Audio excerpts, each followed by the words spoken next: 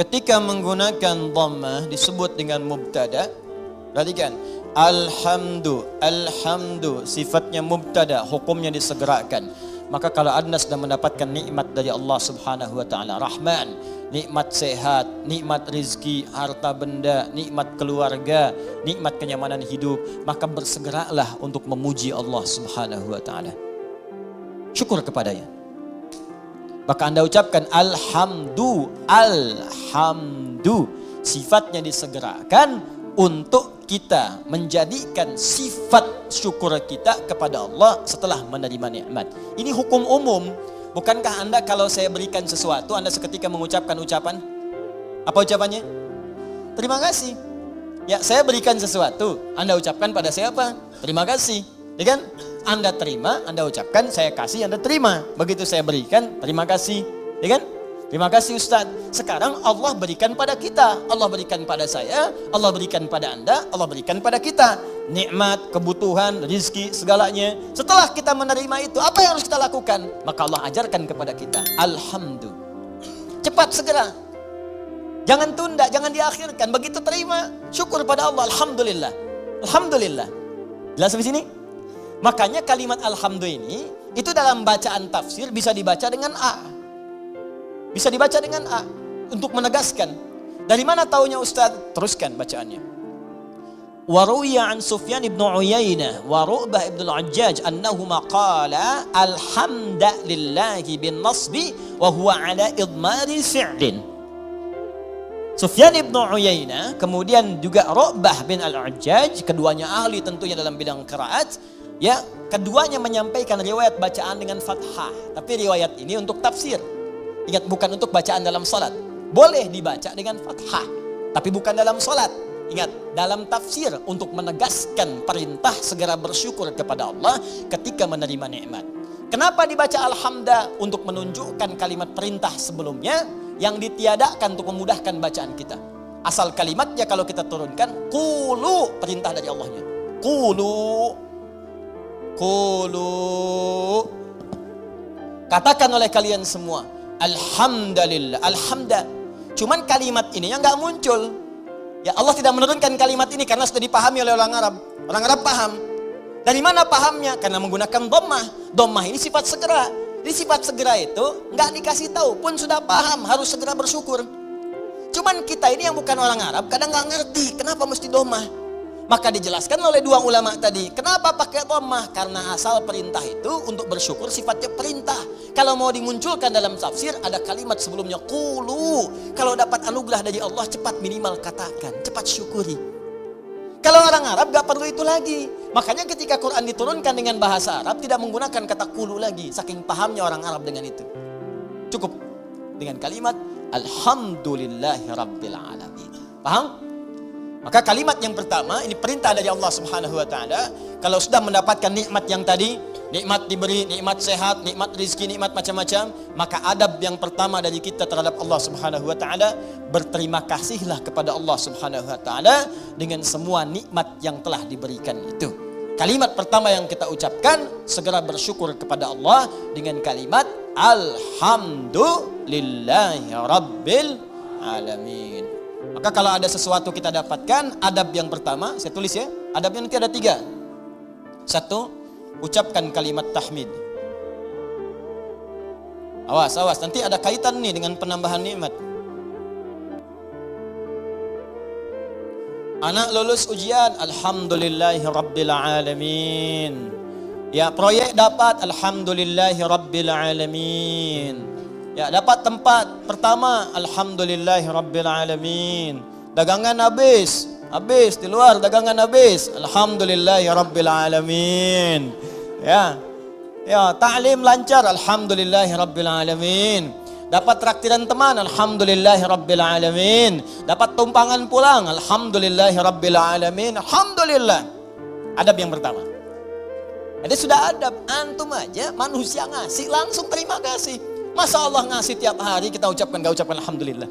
Itu adab pertama. Awas, hati-hati, nanti kalimat ini ringan diucapkan tapi dampaknya besar. Kita akan lihat nanti korelasi dengan ayat yang selanjutnya. Pelan-pelan sebentar di sini. Paham sampai sini? Baik, jadi pertama saya ulangi lagi. saat kita kemudian mendapatkan semua anugerah dari Allah berupa nilai-nilai kebaikan, maka adab yang pertama, bersyukurlah kepada Allah dengan mengucapkan apa? Alhamdulillahi Rabbil Alamin. Baik, adab yang kedua, fokus. Perhatikan baik-baik. Bukankah di kalimat Alhamdulillah ini ada alif lam? Ingat ya, ada apa? Alif lam. Saya sering katakan kepada kita semuanya, pada diri saya, pada Anda, pada kita semua. Alif lam pada umumnya terbagi dua bagian, dua fungsi. Masih ingat? Satu, ma'rifah. Lam ta'rif. Menunjukkan sesuatu yang khusus. Yang kedua, istighraq. Ya, alif lam al-istighraq. Menunjukkan sesuatu yang sifatnya luas, menyeluruh. Semua, segala, tanpa kecuali. Ta'rif, qalamun, spidol, pena, pulpen, qalamun, al-qalam, yang ini bukan yang lain. Sabburatun, papan tulis. As-sabburah, papan tulis yang ini khusus, bukan yang lain. Sayyaratun, mobil, banyak di luar kendaraan. As-sayyarah, pakai alif lam, yang itu bukan yang lain. Salatun, umum, salat, gimana aja, mau cepat, mau lambat, bebas. As-salat, salatnya khusus, ada aturannya, ada ketentuannya, nggak bisa sembarangan. Nah, itu baru tahu alif lam ma'rifah saja. Kalau kita bisa baca Al-Quran dengan benar, kita paham. Kenapa kalimat salat dalam Al-Quran yang bermakna ibadah, dari takbir sampai salam, semua kalimatnya pakai alif lam. Kalau nggak pakai domir di akhirnya atau idhofah, pakai alif lam. Coba kalimat salat pertama Al-Baqarah ayat 3. Alladzina yu'minuna bil ghaibi wa yuqimunas shalah. 43, wa aqimus salata wa atuz zakah wa aqimus salat. 45, wasta'inu bis sabri was salat. 153, ya ayyuhalladzina amanu ista'inu bis sabri was salat. 238, hafizu 'alas salawati was salatil wusta. Tadi dibacakan dalam salat Isya, Quran surah 17 ayat 78. Aqimis salata liduluki syamsi ila ghasaqil laili wa qur'anal fajr. Quran surah 29 ayat ke-45. Utlu ma uhiya ilaika minal kitab wa aqimis shalah. Selalu pakai alif lam yang bermakna salat, ibadah. Kenapa menggunakan alif lam? Ingin memberi pesan kepada kita, kalau salat jangan sembarangan. Jangan semaunya. Asal salat. Amin. Masya Allah, zuhur 2 menit. Bayangin. Paling nampak saat tarawih lah. Yang 11 rakaat 1 jam. Yang 23 ada yang 7 menit. Kok cepet amat sih? Amat aja gak cepet-cepet. Lancar tiap tahun diulang-ulang, masa belum lancar juga? Lancar sih iya, tapi kan Nabi juga gak begitu, John. Ada aturannya, ada tumakninahnya, kan? Ada ketenangannya. Kamu gak tumaninah? Wah, tumaninah sedang sholat sendiri tuh, paling belakang perempuan. Bukan itu. Tenang, bacaan nyaman, fasihnya, kan ada harakatnya, ada tajwidnya, ada sifatnya, ada makhrajnya, ada ketenangannya, ada doanya. Itu aturan, pakai alif lam. Ya, itu ma'rifah. Istighraq menunjuk pada yang luas tanpa ada kecualinya. Semua dicakup. Yang semua yang terdapat, tidak ada satu pun tersisa untuk yang lain. Semua tercakup. Nah, dua-duanya ini kita bisa terapkan dalam hukum kalimat alhamdu. Yang pertama, alhamdu. Kalau Anda ingin mengucapkan terima kasih, syukur kepada Allah Subhanahu wa taala, maka khususkan semua syukur itu hanya milik Allah saja. Jangan mengambil bagian darinya. Ini kalau sudah merasakan semua karena Allah, ini kan yang ngasih Anda selamat Allah. Yang ngasih anak Anda lulus bisa hafal Quran itu Allah. Yang bisa menjadikan Anda sukses dalam pekerjaan Allah. Kalau nggak berkehendak nggak bisa. Anda kerja sampai bertahun-tahun, sampai banting tulang, banting kepala, banting kaki, banting apapun, semua dibanting. Kalau Allah nggak berkehendak nggak akan jadi. Dan kita sadar karena Allah. Maka dari itu ketika kita mendapatkan adab pertamanya, bersyukur, terima kasih pada Allah. Khususkan pada Allah. Jangan ngambil bagian dari situ. Karena kita meyakini apa yang kita dapatkan semua sumbernya dari Allah. Paham? Nah, makanya jangan melibatkan diri kita. Ini adab keduanya. Jangan melibatkan diri kita saat kita ingin bersyukur dan mengucapkan terima kasih kepada Allah atas nikmat yang diterima. Contoh, coba deh ibu atau antum, ikhwan ya, sering kemudian mengantar anak, ujiannya bagus, hafal Al-Quran, bagus. Pernah sering ada yang berucap begini, Masya Allah, ukhti, luar biasa ya anaknya bisa hafal Quran. Ya Allah akhi, Masya Allah luar biasa, nilai antum sempurna. Akhi, Masya Allah pekerjaan antum luar biasa bagus, beda dengan yang lain-lain sebelumnya. Pernah ada orang kadang memuji seperti itu? Nah, saat muncul kalimat itu sadari, ini titipan dari Allah. Barangkali ada yang belum kita syukuri. Kita belum sempat terima kasih nih sama Allah nih. Atau diuji, sadar nggak bahwa itu tuh pemberian Allah. Kalau Allah berkehendak bukan anak kita yang hafal, anak orang lain. Cuma dititipkan pada anak kita untuk menguji apakah kita ini mampu nggak bersyukur kepada Allah. Mampu nggak menyerahkan urusan kita kepada Allah. Sadar nggak bahwa Allah yang kasih. Makanya orang tua yang baik ketika mendapati anaknya hafal Al-Quran misal, juara pertama di sekolahnya, dipuji oleh orang lain, gurunya bahkan mengatakan, ibu Masya Allah anaknya luar biasa, pintar, cepat pahamnya. Alhamdulillahirrabbilalamin. Ini semua karena Allah subhanahu wa ta'ala. Adab pertama. Nah, tapi kalau sudah mengucapkan itu, hukum alif lam ma'rifah berlaku. Khususkan hanya pada Allah, kita jangan ngambil bagian dari situ. Kalau ngambil bagiannya, maka berkurang sifat pujiannya. Ibu Masya Allah anaknya luar biasa bu, cepat pahamnya, hafalan Qurannya sempurna. Yang lain 2 tahun, dia 2 bulan dah hafal, Masya Allah. Alhamdulillahirrabbilalamin. Semua karena Allah subhanahu wa ta'ala. Ya memang saya juga tiap hari sih ngasih. Saya dampingi, terus malam didoain, cek tahajud, sujud. Kalau cek mau bisa begitu, habis tuh.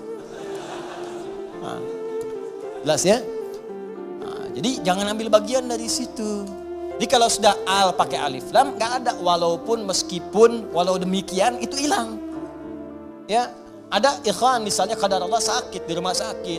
Hari pertama udah lebih baik, ditanya sering lupa nih kalimat begini. Gimana akhi? Alhamdulillah lebih baik ya walaupun udah nggak usah. Ya walaupun sedikit lagi, udah nggak usah pakai walaupun, meskipun, walaupun, walau demikian itu udah hilang. Karena udah ada alif lam. Jelas ya? Udah ada alif lam. Ini tuh kayak sederhana beneran deh. Bener saya serius. Ya ba, satu huruf, cuman maknanya dalam. Alif lam. Ya alif lam cuman al dibacanya. Tiap hari al itu banyak, tapi yang ini tuh beda dengan yang lain. Anda boleh gunakan al pada yang lain, tapi al melekat pada alhamdulillah beda. Lain dengan al pukat, lain dengan al kalin, lain dengan al yang lainnya, beda. Jadi al di sini khusus ketika disebutkan al di sini, lekatkan semuanya karena Allah. Gak usah campuri pakai yang lain-lain. Makanya setan itu sering menggerakkan di hati kita pada sisi nafsu. Supaya itu dikurangi. Jadi nilai pahalanya berkurang. Bukan cuma nilai pahala, nanti saya sebutkan kalimat yang lainnya. Begitu nanti yang ini sempurna, turun nanti pernyataan dari Allah subhanahu wa ta'ala. Begitu benar, akan datang lagi yang lebih besar dibanding yang sebelumnya. Datang, meningkat lagi. Ini yang paling dahsyat. Tapi hukum yang kedua ini mesti berlaku. Jadi begitu ada pujian, ada apapun, ucapkan apa? Alhamdulillahirrabbilalamin. Tutup bagian diri kita yang ingin maju ke depan. Sudah. Tapi kenapa tapi Pak? Tapi semua ini dari Allah. Tidak ada peran saya sedikit pun di sini. Jelas sampai sini? Time. Dan al berlaku yang kedua yaitu istighraq pada semua jenis kenikmatan yang kita raih. Ya, awas hati-hati, jangan cuma di satu sisi saja. Awas hati-hati. Lupa kita itu. Dapat yang terasa materi, alhamdulillah. Iya. Alhamdulillah. Dapat proyek, dapat promosi, alhamdulillah. Keturunan, alhamdulillah. Alhamdulillah. Tapi lupa. Bukankah mata ini kadang dirawat oleh Allah untuk tidak sakit? Berapa kali bersyukur dengan nikmat mata ini? Berapa kali bersyukur dengan nikmat telinga yang jelas terdengar? Berapa kali bersyukur dengan nikmat kaki yang bisa melangkah? Anda berharap-harap hebat dapat proyek segala rupa, diuji oleh Allah, sakit kaki aja, nggak bisa berangkat kerja, hilang tuh. Jutaan, ratusan ribu sekian, sakit, hilang. Cuman kaki aja satu, kena duri aja, ya tak, udah. Telinga nggak berfungsi sedikit, pusing, capek. Mata, kena gangguan, proyek nggak bisa kelihatan, susah. Berapa kali kita bersyukur dengan semua nikmat ini? Kadang kita bersyukur dengan segala hal yang kita dambakan dan belum kita pegang, tapi kita lupa dengan semua nikmat yang telah Allah anugerahkan pada kita dan melekat pada jasad kita. Maka dari itu dipaksa kita untuk mengucapkan kalimat ini setiap selesai salat. Supaya ingat banyak nikmat yang telah Allah berikan pada kita. Walaupun kita berharap-harap yang lain yang belum tentu kita butuhkan. Kalau bahasa yang lainnya mungkin, ini nikmat dah banyak yang kamu butuhkan, saya berikan. Itu aja belum disyukuri, kamu minta yang lain. Itu aja belum mampu nyukurin, kenapa minta yang lain? Yang belum tentu kita butuh, belum tentu kita perlukan. Makanya setelah kita subhanallah, subhanallah, subhanallah, subhanallah, makna salat apa yang diucapkan? Alhamdulillah, alhamdulillah, alhamdulillah, alhamdulillah, alhamdulillah. Supaya sadar telah banyak nikmat yang kita peroleh, yang kadang kita menuntut banyak hal yang belum tentu kita butuhkan, tapi kita telah mendapatkan limpahan rahmat yang telah kita perlukan selama hidup kita. Jelas? Nah, bagian terakhir, adab yang ketiga. Ya, adab pertama, ucapkan tahmid. Ya, satu. Adab yang kedua, jangan mengambil bagian. Atau kita bisa tegaskan dengan kalimat, tujukan khusus kepada Allah. Khusus kepada Allah. Jadi jangan mengambil bagian dari tahmid kita itu. Saya naikkan ke atas sebagai adab kepada Allah. Dalam semua nikmat yang Allah berikan kepada kita, baik terasa ataupun yang belum terasakan. Ya, yang terasa sifatnya ini yang kita dapati dalam kehidupan kita. Yang belum terasakan, yang kadang-kadang kita ikhtiar baru kita peroleh. Jangan bedakan semuanya. Semua setiap kita dapati, alhamdulillah. Makanya kalau berzikir pasca sholat, jangan cuma di lisan. Saat alhamdulillah itu, kaitkan dengan nikmat yang telah kita dapatkan. Jadi begitu mengucapkan alhamdulillah, alhamdulillah, alhamdulillah. Bayangkan mata sehat, telinga sehat, kaki sehat, hati sehat, pikiran sehat, bening semuanya. Ya, anak sehat, semua sehat, istri sehat, suami sehat. Alhamdulillah, alhamdulillah. Makanya bersyukurnya nikmat.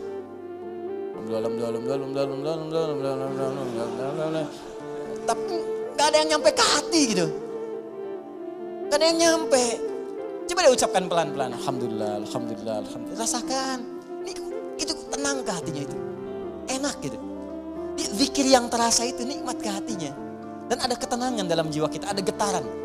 Ada getaran tersendiri. Enak rasanya itu. Ada sentuhan ke hati kita. Ya, sentuhlah ia tepat di hatimu. Maka ia akan jadi milikmu untuk selamanya. Ya, sentuh. Maka bacakan zikirmu dengan bahasa hatimu sehingga terjadi koneksi antara hati dengan lisanmu. Catat dulu, mana dulu. Bacakan. Alhamdulillah, alhamdulillah, alhamdulillah. Tenang. Ala bidzikrillahi tatma'innul. Yakinlah kalau zikirmu benar kepada Allah, hatimu akan tenang. Ala itu harful ikhbar wa taukid, menyampaikan sekaligus menekankan. Jadi kalau zikirnya hati belum tenang, berarti ada yang enggak benar zikirnya, ada yang belum tepat. Paham ya? Nah, itu dhammah banyak terkumpul. Banyak. Semua segalanya milik Allah. Jadi semua punya Allah itu banyak. Jadi semua aktivitas kita yang kita dapatkan nikmatnya itu semua punya Allah. Banyak punya Allah, enggak berkurang. Banyak. Banyak, banyak, banyak. Nah, yang terakhir, ingat baik-baik, kalimat alhamdulillah itu mengandung makna syukur. Syukur. Ya, kalau manusia berterima kasih, kalau kepada Allah kita bersyukur. Baik. Apa artinya syukur? Ya, syukur itu kalau mau dicatat boleh, kalau mau didengar, dihafalkan atau disimak kembali pun tidak ada masalah, yang penting paham. Paham maksudnya. Syukur itu ungkapan rasa terima kasih, ungkapan rasa terima kasih dan bahagia, ungkapan rasa terima kasih dan bahagia atas nikmat yang diperoleh, atas nikmat yang diperoleh dengan cara menggunakan nikmat itu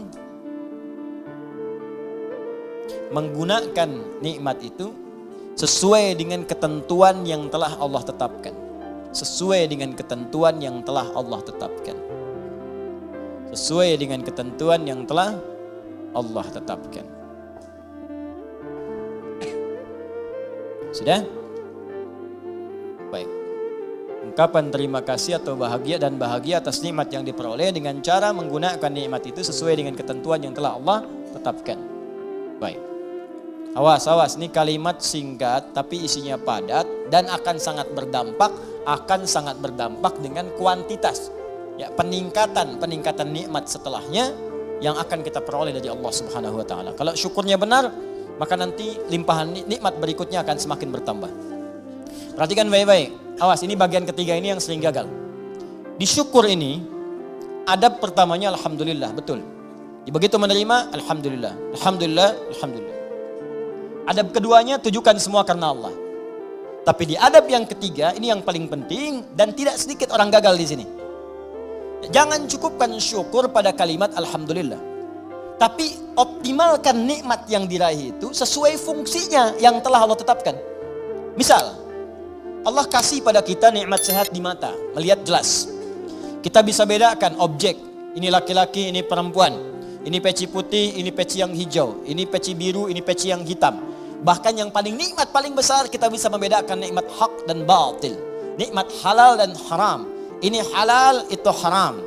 Baik, ini hak, ini batil. Jujur itu hak, dusta itu batil.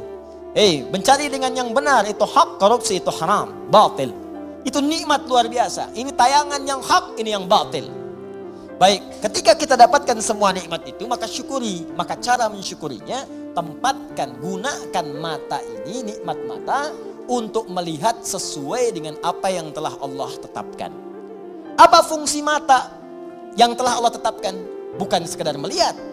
Saya sering katakan, saya sering sampaikan, dalam Al-Quran fungsi mata itu bukan sekedar melihat. Untuk manusia diikat dengan kalimat melihat yang baik-baik. Bahkan tegas kalimat Qurannya, palingkan ketika yang dilihat itu tidak baik menurut Allah. Ini nggak baik nih, palingkan. Di mana ditemukannya? Di Quran surah ke-24 An-Nur. Ayat berapa Ustaz? Ayat 30 untuk laki-laki. Apakah perempuan ikut? Ikut, bahkan harus. Ayat 31-nya perempuan. Bahkan iman kita dipertaruhkan di situ. Qul lil mu'minina yaghuddu min absarihim. Katakan pada pria-pria yang masih merasa punya iman, kalau enggak punya iman ya enggak masalah. Karena imannya enggak ada, maka enggak ada rem dalam dirinya. Karena iman enggak ada, maka enggak ada petunjuk pada hatinya. Di hati itu ada iman. Kata Allah, kalau hatinya ada iman, maka iman itu akan merambat ke seluruh anggota tubuhnya. Saat dia naik ke mata, yaghuddu min absarihim, maka imannya akan menunjukkan apa yang harus dilihat oleh matanya. Ketika yang dilihat itu tidak benar menurut imannya, maka dia akan palingkan dari pandangan itu. Nah, jadi kalau ingin mensyukuri nikmat mata, pakai mata ini untuk melihat yang benar-benar. Yang baik-baik menurut Allah. Itu tandanya kita bersyukur dengan nikmat. Dan tanda yang kedua, iman kita masih ada, masih kuat.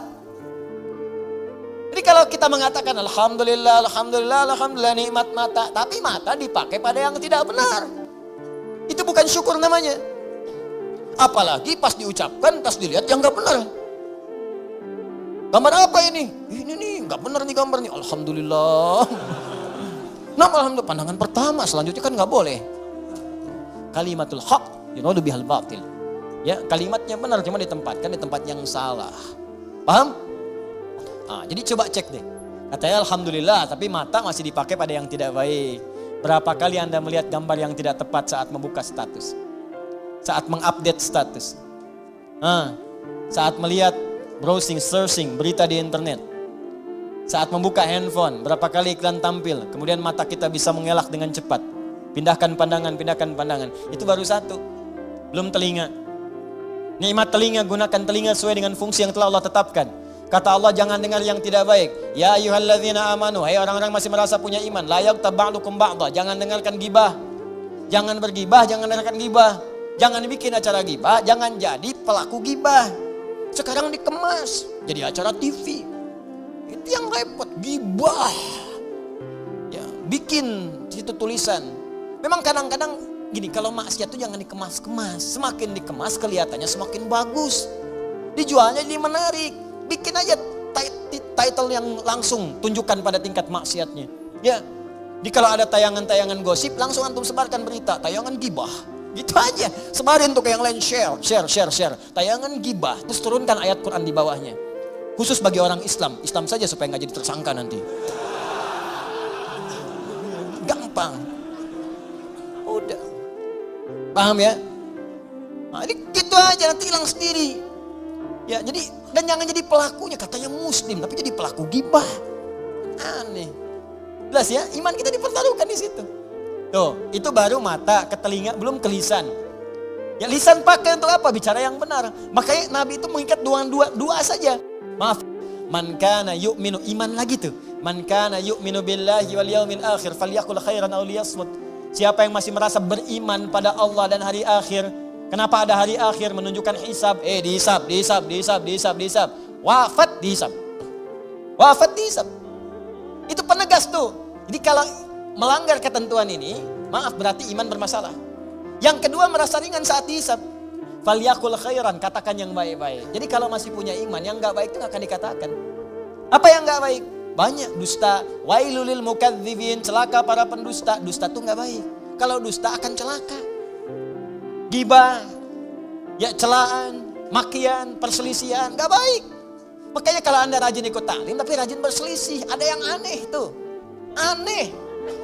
Katanya taklim, katanya mendekat pada Al-Quran, katanya ingin praktekkan Al-Quran, tapi melanggar isi Quran. Aneh. Anda belajar di mana? Quran mana yang Anda praktekkan? Mana iman Anda? Taklim itu menguatkan iman, bukan melanggar iman. Itu poinnya. Jadi kalau Anda dekat dengan Allah, itu semua tubuh kita akan dijaga. Lurus pada nilai-nilai kemuliaan. Jelas sampai sini? Itu teman-teman, itu baru tubuh kita. Belum yang lain. Ini saya tanya pada Anda. Ya, mulai dari pakaian, alas kaki, rumah, ya kendaraan. Pertanyaan saya, berapa nikmat yang telah kita peroleh, yang telah kita gunakan sesuai fungsi yang telah Allah tetapkan kepada kita. Makanya pelajari dulu sebelum meminta kepada Allah. Ya Allah, berikan aku anugerah rumah. Apa fungsi rumah menurut Allah dan Rasulnya? Turunkan. Ada fungsi rumah untuk berzikir, fungsi rumah sebagai naungan. Fungsi rumah itu ada 3-4 dalam Al-Quran. Ada manzil, kenapa rumah disebut dengan manzil? Ada bait, kenapa disebut dengan bait? Ada dar, kenapa disebut dengan dar? Ada maskan, kenapa disebut dengan maskan? Ada di situ turunannya, pelajarin dulu. Jangan ngotot minta sesuatu, tapi ketika diberikan gak bisa syukurin. Itu yang bahaya nanti saat hisab. Nih rumah, kenapa disebut dengan maskan? Tempat untuk tinggal. Tapi kata maskan dari kata sakinah. Sakinah itu sesuatu yang tenang, tentram.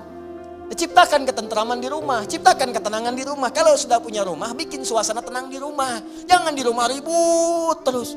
Di rumah berselisih terus. Kalau Anda di rumah tiap hari ribut, artinya kurang syukur Anda kepada Allah. Orang yang gak punya rumah, belum dapat amanah rumah, masih ngontrak, ada yang numpang tinggal, dia hidupnya tenang. Masa Anda yang dikasih gak tenang? Padahal tempatnya disebut maskan, tempat untuk tenang. Ustadz, kenapa saya nggak tenang? Karena anak nggak belajar turunan dari maskan. Maskan itu sifatnya sakinah. Sakinah itu dibawa ke rumah tangga. Ayatnya Quran 30, surah 30 ayat 21. Pelajari ayatnya. Di situ ada sakinah. Sakinah dapat, mawadah turun. Mawadah turun, rahmat dapat. Di situ disingkat sakinah, mawadah, rahmah. Disingkat jadi samara. Dibawa ke dapur jadi sambara. Itu. Ini kan pernikahan seperti sayembara, tebak-tebakan. Anda mendapatkan samara, tapi Anda tidak menggali hikmahnya, bagaimana bisa meraihnya? Anda mendapatkan pengen sakinah, tempatnya maskan yang punya Allah, tapi Anda sendiri jauh dari Allah, bagaimana bisa mendapatinya? Makanya fungsi rumah yang kedua disebut bait. Bait itu dari bata yabitu, baitan, tempat menetap. Tapi bukan sekedar menetap. Karena dalam Al-Quran ketika disebutkan bait, sesuatu yang mendekatkan diri dengan Allah. Makanya Ka'bah disebut bait.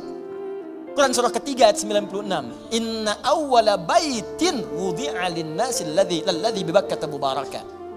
Sungguh rumah pertama yang ditetapkan untuk manusia itu apa? Ka'bah yang terletak di Mekah yang diberkahi. Kenapa Ka'bah disebut dengan bait? Untuk menunjukkan setiap fungsi bait itu menghadap ke arah Ka'bah. Kenapa disebut menghadap ke Ka'bah? Untuk menunjukkan ketaatan kita kepada Allah. Ibadah. Diturunkan di hadis Nabi. Pakai zikir. Rumah yang tidak digunakan untuk berzikir seperti kuburan, sepi. Bukan sekedar zikirnya, karena dengan zikir itu kita menjadi lebih dekat dengan Allah. Ketika dekat dengan Allah, rahmat turun. Begitu Joni cara memahaminya. Ini rumah dibangun-bangun, di luas-luas, tapi jauh dari Allah. Ya gimana bisa nyaman tinggal di rumah? Luasin. Silahkan aja luasin. Kandang ayam juga luas. Main ke Subang tuh banyak kandang ayam. Kandang ayam juga luas. Apa bedanya rumah Anda dengan kandang ayam? Apa beda rumah anda dengan Ragunan? Ragunan juga luas tuh, kandang singa luas begitu. Luas. Apa bedanya? Bedanya pakai zikir. Zikir. Apa itu zikir? Banyak di Quran. Salat zikir, Quran surah 20 ayat ke-14. Wa aqimi sholata li dzikri, baca Quran zikir, Quran surah ke-15 ayat 9. Inna nahnu nazzalna dzikra wa inna lahu lahafizun. Bacaan subhanallah alhamdulillah kalimat thayyibah zikir, Quran surah ke-4 ayat 103. Asmaul husna zikir, Quran surah ke-2 ayat 152. Ditafsirkan Quran surah ke-17 ayat ke-110.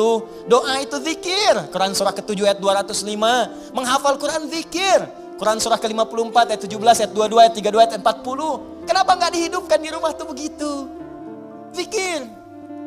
Semua, ayo coba deh dengan istri menghafal kan? Masya Allah. Nggak apa-apa sambil bercanda. Setelah itu berlomba. Nggak apa-apa. Mama sayang, Masya Allah. Tahu nggak bedanya keramik sama kamu? Wah, gitu. Nggak tahu Pak. Kalau keramik makin lama makin antik. Kalau kamu makin lama makin cantik.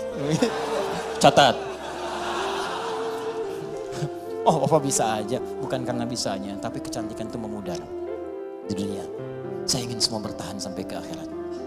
Yuk, kita mulai dengan menghafal Quran. Mudah-mudahan kita mendapatkan mahkota di akhirat. Itulah kecantikan dan keindahan yang hakiki di hadapan Allah Subhanahu wa Ta'ala. Masya Allah, Masya Allah. Alim. Praktekin. Masya Allah, Masya Allah.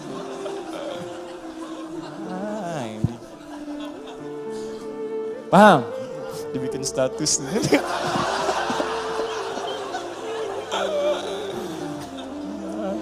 Aduh. Dunia ada-ada aja. Gitu caranya. Ini kalau dipakai begitu enak tuh. Coba lah anak-anak.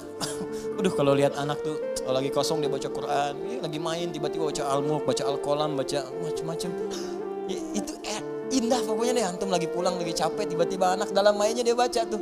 Amma yatasalun, lagi main aja, main sepedaan, main apa gitu. Hidup tuh suasana rumah. Pakai trigger dulu, ya, kayak speaker aktif atau apa gitu kan. Ya, kemudian pasangkan 24 jam putar. Jadi suasananya terbawa. Antum belum baca nggak apa-apa, mulai pasang dulu aja speaker aktifnya. 24 jam isi, nggak apa-apa muter. Dan biasakan ya anak-anak begitu. Ya, saya berusaha mencoba. Ya, setelah itu kita berbagi dan itu dampaknya besar. Ya, saya praktekin dulu sendiri, saya coba dulu pada anak-anak tuh dekatkan dengan Quran. Terus beli mic-an, dia bicara dengan Quran. Quran itu karena biasa Quran, makanya ketika dikasih mic pun bukan nyanyi, kasih Quran. Ya, nyampe dibawa ke mall. Begitu ke mall lihat tuh ada mic yang standing itu berdiri. Masya Allah. Orang kan biasa pakai buat karaoke, tulisannya karaoke. Dia cobain di mall. Ya, wailul likulli humadzatil lumazah. Di mall bayangin tuh.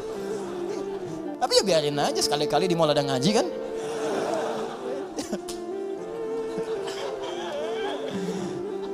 Tapi ya begitu gitu. Itulah nikmat, itulah syukur. Syukur itu butuh realisasi, bukan cuma ucapan. Alhamdulillah rumah kita besar, syukur aja silakan undang bagi dengan tetangga, alhamdulillah. Tapi buktikan, jangan setelah undang tetangga segala lupa lagi dengan Allah. Tuh kalau digali banyak, ada maskan, ada bait, ada dar, ada manzil nazala, turun, manzil tempat menurunkan. Apa yang diturunkan situ? Turunkan keturunan. Makanya jangan pernah bermaksiat di luar rumah. Setelah berumah tangga ada rumah, lakukan semua hubungan di dalam rumah. Jangan maksiat di luar rumah. Ya, yang kedua menurunkan kasih sayang, menurunkan segala rahmat, menurunkan segala perhatian. Di situ berikan pada anak, pada setiap yang ada di rumah dan sebagainya. Itu baru satu. Di kadang-kadang begini, Allah udah kasih, minta yang lain, yang ini aja belum dipakai ibadah. Antum udah nyari pakaian yang lain, ini pakaian yang dipakai ini udah pernah dipakai ibadah belum? Pakai sholat, pakai ngaji, pakai macam-macam. Ini kadang-kadang begini, saya sering dapat pertanyaan, Ustaz, saya ini cari pekerjaan, gak pernah keterima. Saya bilang, sini mas, baju ada, makan tiap hari ada, alhamdulillah. Kendaraan ada, sepeda Ustaz punya, alhamdulillah. Baik, rumah ada Ustaz, alhamdulillah. Sudah berapa banyak yang dipakai ibadah? Sepeda sudah mengantarkan Anda pada sholat? Kadang-kadang Ustaz. Baju udah semua dipakai ibadah? Ya belum semua Ustaz. Nah itu Anda itu begitu. Itu kan semua titipan. Setiap titipan akan ditanya. Semua orang yang dititipkan itu gak pengen banyak. Gak ada orang titipin pengen banyak. Pengennya sedikit supaya gampang dikembalikan. Atau saat ditanya menjadi lebih mudah menjawabnya. Nah sekarang andai aja yang dikasih oleh Allah saja titipan belum digunakan pada yang benar. Bagaimana bisa meminta yang lain? Barangkali bukan Allah belum mau ngasih, tapi Allah menginginkan Anda maksimalkan dulu nikmat yang ini. Kalau sudah semua maksimal, jangankan Anda minta. Belum minta pun Allah bisa kirimkan yang lain. Itu poinnya. Mudah bagi Allah. Karena Allah mampu menguasai semua alam. Jangankan pengen pekerjaan, semua alam pengen dikasihkan. Jangankan menguasai, merawat semuanya, memberikan semuanya, ngasih, memberikan, merawat, mencukupkan, semua diberikan. Sifat yang memberikan, merawat, memenuhi semuanya tanpa kecuali dalam bahasa Arab disebut dengan rububiyah. Yang memilikinya disebut dengan Rabb.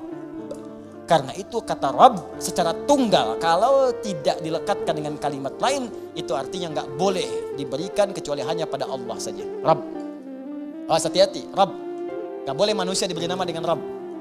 Rabb kecuali disambung dengan yang lain. Robbie Williams, kan? Nah, atau misalnya Muhammad Rabbi, ya. Kalau bersambung dengan yang lain boleh. Boleh. Ya, di kisah Nabi Yusuf Quran surah 12 ayat ke-42. Ya. Wa qala lilladzi dhanna annahu najin minhuma udhkurni 'inda rabbik. Bukan Allah di situ. Ya, ketika Yusuf alaihissalam berkata kepada satu di antara dua orang yang ditakwilkan mimpinya dan dia duga dia akan berhasil keluar dari situ selamat. Ya selamat, maka dia katakan berikan pesan kepada orang ini, ya napi yang akan lolos ini selamat ini, kata Nabi Yusuf alaihissalam, nanti sebutkan kisah saya kepada rajamu.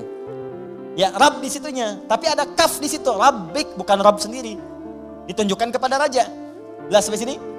Baik, itu boleh, gak ada masalah. Nah, tapi ingat sifat Rabb, kalaupun dilekatkan dengan kalimat lain, itu tidak hanya menunjuk pada aspek kepemimpinan, tapi ada perawatan dan maslahat di dalamnya. Yuk kita baca sedikit tafsirnya. War-rabbu huwal malikul mutasarrif wa yutlaqu fil lughati ala as-sayyid wa ala al-mutasarrif lil islah wa kullu dhalika sahihun fi haqqillahi ta'ala. Kata Rabb itu hanya milik Allah Subhanahu wa taala. Bermakna malik yang memiliki segalanya. Mutasarrif yang berkehendak untuk menggunakan pada apapun yang dikehendakinya pada semua yang dimilikinya. Terserah Allah. Terserah Allah. Nih, maaf ya. Maaf sekali lagi, maaf. Ini tangan punya siapa? Ya Allah. Nah, mata punya siapa? Ya Allah. Telinga punya siapa? Nah, karena punya Allah, terserah Allah, ya Allah yang punya. Iya kan?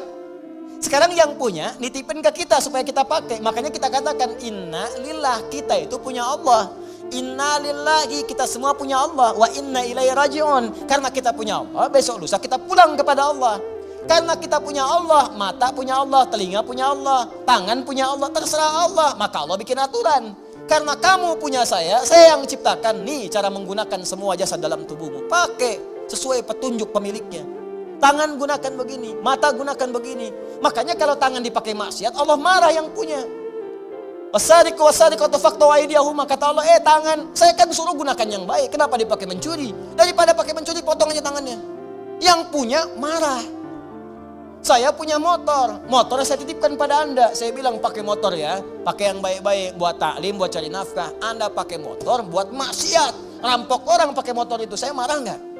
Marah. Motor Anda tabrak-tabrakin, bemper pengok, spion hilang, itu kan?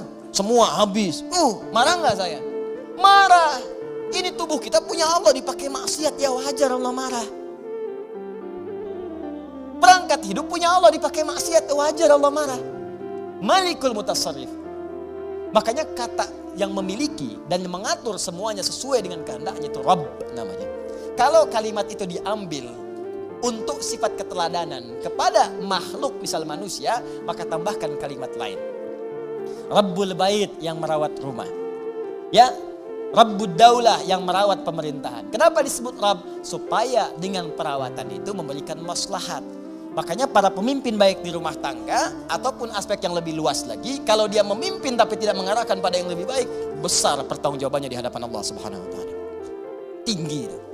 Awas, hati-hati. Hati-hati. Dan itu berat di hadapan Allah Subhanahu wa taala.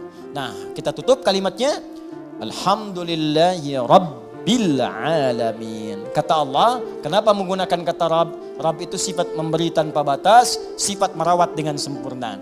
kalau engkau bersyukur kepadaku, menggunakan semua nikmat yang telah aku berikan sesuai dengan perintahku dan fungsinya, maka aku akan tambahkan lagi bagi kalian.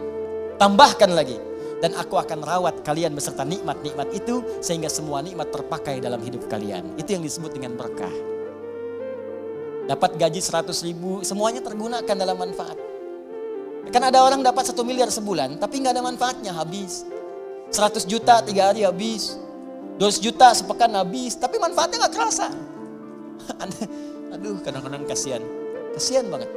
Dapat gaji 100 juta, sepekan habis. Pakai nonton burung, pakai nonton kuda doang. Kuda lewat, bayar 20 juta, cuma lihat kuda doang. Masya Allah, pakai ini, pakai itu. Jalan sini, dia sini nggak menikmati. Kalau berkah nggak apa-apa, makin banyak makin berkah. Banyak beri orang lagi, sedekah lagi, berkah nggak apa-apa. Ya, pilih mana? Sedikit tapi berkah atau banyak tapi berkah? Banyak tapi berkah. Banyak berkah. Ya berangkat umrah, berangkat haji, sedekah, infak, ini banyak berkah, banyak. Alhamdulillah, nggak apa-apa. Tapi sering terjadi banyak dikumpul-kumpul, dia sendiri nggak merasakan itu. Dan yang paling dahsyat itu kadang berkelahi dengan orang yang dipegang aja di tabungannya belum habis. Itu sekarang banyak orang aneh itu, banyak orang aneh. Beneran, serius saya. Banyak orang aneh. Kalau Anda cek kekayaannya luar biasa, miliaran, triliunan dan sebagainya, tapi masih mengharapkan yang lain. Itu aja belum kepake buat dia. Bawa uang aja 1 miliar, masuk ke restoran, makan, mau makan apa situ? Itu aja belum habis. Sudah pengen makan aspal, makan hutan, makan ini, makan itu. Allahu Akbar. Apa yang mau dimakan? Kasihan saya, kasihan bener. Hidupnya kasihan, dikumpul-kumpul kepake enggak, mati aja, udah selesai itu. Jadi cuma mewariskan masalah. Dan kalau enggak berkah, celaka begitu dia meninggal, orang rebutan, anak cucunya rebutan, saling tembak, saling bunuh, meninggal, nggak ada yang dapet. Kan sering saya bilang kayak 2 orang rebutan mobil, dua-duanya meninggal, mobilnya cuma ketawa. Paham ya? Nah, maka kalau kita benar menggunakannya, Rabb, sifat rububiyah itu muncul. Allah akan merawat. Maksudnya menjadikan semua nikmat yang Allah berikan pada kita berkah. Kepake semua. Kepake, ada manfaatnya. Berkah itu ziyadatul khair, nilai kebaikannya bertambah. Nah, kemudian sifat Allah untuk memberikan tambahan itu dialihkan, diuraikan pada kita dengan melimpah. Tambah. Kata Allah, jangankan rumahmu yang kecil itu, semua alam saja tanpa batas saya bisa rawat. Jangankan kau minta yang sedikit, minta semua alam pun aku berikan karena aku Rabbul Alamin. Karena itu sifat lillah, alhamdulillahi, harakatnya. Kemudian sifat yang kedua ikut Rabbi, bukan Rabbu, Rabbi yang menunjuk kepada Allah tadi. Seperti Bismillahirrahmani. Ya, Rahmani ke Allah. Maka Rabbi ke Allah, Rabbil Alamina. Kata Allah, akulah Tuhan yang merawat, yang menguasai semua alam. Alam saja sudah jamak bentuknya. Alam, jamak. Alamin, jam'ul jamak. Jamak dari semua jamak. Jadi kalau ada yang banyak, semua yang banyak itu aku kuasai, kata Allah. Manusia sedikit. Kalau kau mau minta, aku berikan. Apa yang kamu inginkan? Kalau kamu ingin aku rawat. Jangankan kamu. Semua alam aja aku rawat, apalagi cuma kamu. Jelas ya? Nah, maka dari itu, pada ayat yang ketiganya, Allah turunkan kemudian ayat yang sangat indah untuk menerapkan kaidah di ayat yang kedua ini. Perhatikan baik-baik. Kalau Anda benar-benar bersyukur kepadaku, kata Allah, menggunakan nikmat dengan baik, sesuai peruntukanku, aku akan tambahkan kepadamu, aku akan rawat nikmatmu, bahkan apapun yang kamu minta, walaupun sepenuh alam, aku akan berikan jika engkau itu butuhkan. Karena aku penguasa, pemilik, dan pengatur semua alam tanpa kecuali. Maka turun Quran surah ke-14 ayat ke-7 di kaidah ini. La in syakartum la azidannakum. Kalau engkau bersyukur kepadaku, la azidannakum, maka aku akan tambahkan kepadamu. Masih ingat teman-teman sekalian? Kalimat alhamdulillahirabbil alamin, bukankah kalimat syukur? Syukur atas apa? Nikmat yang kita peroleh. Di mana nikmatnya? Di kalimat ayat pertama. Bismillahirrahman. Rahman nikmat dunia, Rahim nikmat akhirat. Saat mendapatkan nikmat dunia, alhamdulillah. Begitu kita alhamdulillah, benar alhamdulillahnya, Allah tambahkan rahmannya. Syukur lagi, Allah tambahkan rahimnya. Pahala tambah lagi, rahmannya tambah, lipatkan lagi. Sekarang motor, besok mobil. Sekarang mobil, besok bis. Sekarang bis, besok kereta. Nambah. Karena itu ketika Anda alhamdulillahirabbil alamin, maka Rahman dan Rahim Allah akan tambahkan. Rahman dunia, Rahim dalam urusan akhirat. Karena itulah pada ayat selanjutnya turun lagi kalimat Ar-Rahmanir Rahim. Untuk menegaskan ketika Anda benar bersyukur kepada Allah, maka sifat Rahman dan Rahim berupa pemberian Allah akan terus dilimpahkan kepada kita. Dan itu janji Allah dalam kalimat la in syakartum la azidannakum. Maka selesai pembahasan dua ayat sekaligus, ayat yang kedua dan ayat yang ketiga. Sekarang pertanyaannya, kalau ada orang yang tidak bersyukur dengan semua itu dan dia merasa itu punya dia, seperti Korun pernah dicontohkan dalam masa-masa yang lampau. Sekarang muncul lagi korun-korun milenial misalnya, ya, korun-korun kekinian. Maka penting kita ingatkan, ada ancaman yang berlaku dalam Al-Quran dan penegasan tentang apa yang terjadi jika seseorang merasa memiliki bukan sebagai titipan yang harus tingkatkan syukurnya kepada Allah Subhanahu wa Ta'ala. Itu nanti yang kita bahas di pertemuan berikutnya dengan turunnya ayat yang keempat, Maliki Yaumiddin.